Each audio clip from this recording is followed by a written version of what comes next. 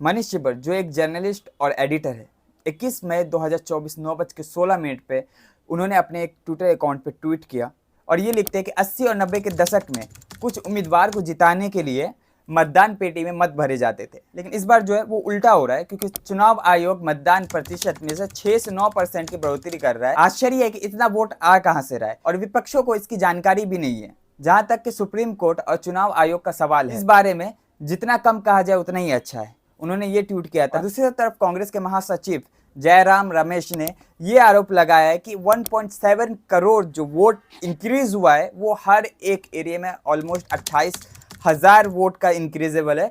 और उनका कहना है जहां पे बीजेपी हार रही है, जहां पे बीजेपी को ज्यादा नुकसान हो रहा है जो सीटों पे, वहां पे ये वोट आ रहे हैं। ऑन 70 में जो एडीआई मतलब एसोसिएशन ऑफ डेमोक्रेटिक रिफॉर्म की अपील पर सुप्रीम कोर्ट ने एक सवाल पूछा इलेक्शन कमीशन को, पूरी कॉन्स्टिट्यूएंसी में कितने वोटर ने वोट डाला है वो जनता को बता दो।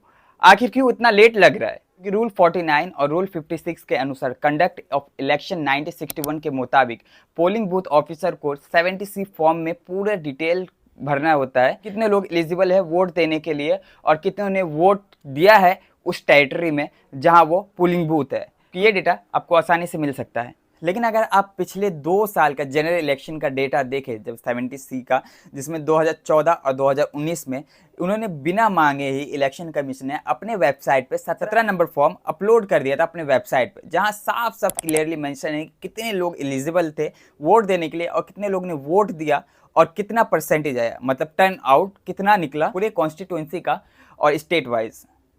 ये सवाल मैंने आपको पहले ही बताया था कि जब सुप्रीम कोर्ट ने पूछा था इलेक्शन कमीशन को कि अगर इतना डिले क्यों हो रहा है भाई, आप जो है वोट कितने लोग एलिजिबल थे वोट देने के लिए और कितने लोग ने वोट दिया, उसके बारे में तो आपको जनता को बताना चाहिए क्योंकि आप 2014-2019 में बताए थे। लेकिन इस पे जो है इलेक्शन कमीशन ने जवाब दिया इस सवाल पे। चुनाव आयोग मतलब इलेक्शन कमीशन ने कोर्ट से कहा कि 17 नंबर फॉर्म जो ये डेटा जो पोलिंग बूथ का डेटा है वो हम अपलोड नहीं कर सकते, जो कि इसको सिर्फ उम्मीदवार और उसके एजेंट को ही दे सकते हैं, इसके अलावा हम किसी को नहीं दे सकते भाई, क्योंकि ये जो डेटा है वो किसी कानून में अलाउ नहीं किया गया है कि आप किसी और को ये डेटा दिखाएं। लेकिन मन में सवाल आता है आखिर क्यों हमें ये डेटा के बारे में नहीं बताया जाता?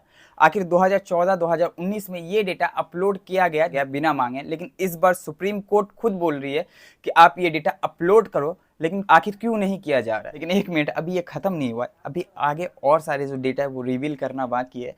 अगर हम 2024 के फेज 1 और फेज 2 के डेटा की बात करें, जिसमें इसी मतलब इलेक्शन कमीशन ने डेटा रिवील किया था, फेज 1 में 60% टर्न आउट डेटा रिवील किया था 19 अप्रैल को, और सेकेंड फेज का डेटा जो 26 अप्रैल को अपलोड किया था उन्होंने, जो 16.96% मतलब ऑलमोस्ट 61% वोटिंग हुई थी। लेकिन याद रखिएगा मैंने बोला है 1 से 2% का ऊपर या नीचे हो सकता है। ये जो डेटा उन्होंने रिवील किया था वो टेंटेटिव डेटा था, मतलब टेंटेटिव मतलब कि 1 या 2% ऊपर या नीचे हो सकता है रिजल्ट में।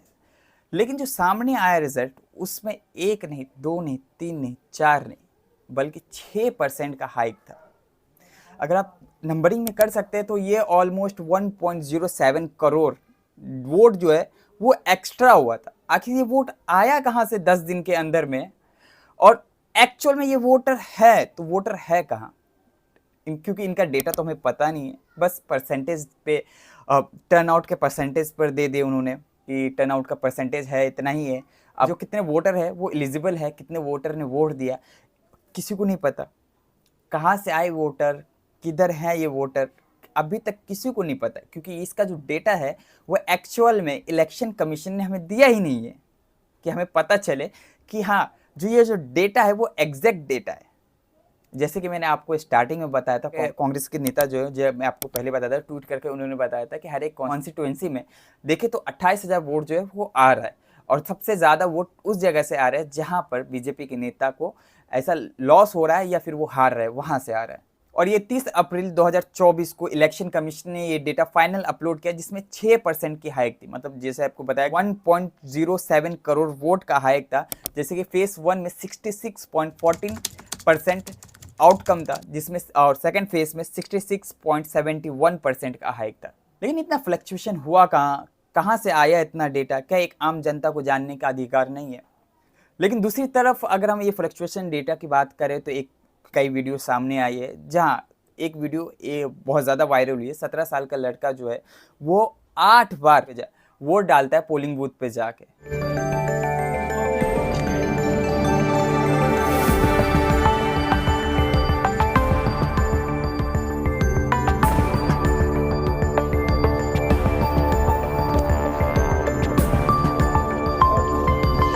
जबकि 17 साल का लड़का है वो भी 8 बार, और रिकॉर्ड करता है अपने फ़ोन से कि मैं ये वोट डाल रहा हूँ।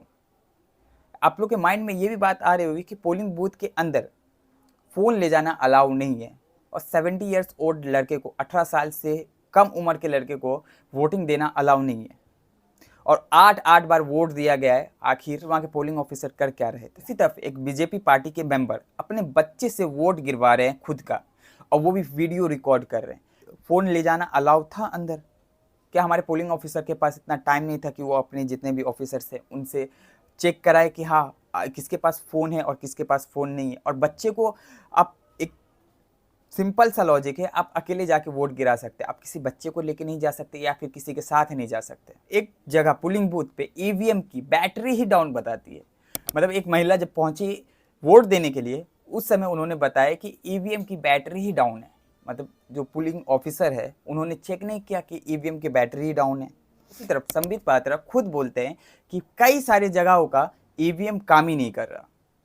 मतलब वहाँ के वोट का पता ही नहीं चलो वोट कितना गिरा और कितना नहीं, और कितना बोगस वोट भी हो सकता है, क्योंकि वहाँ के ईवीएम खराब है तो पता ही नहीं चलता होगा वोटर को कि वोट गिरा या नहीं।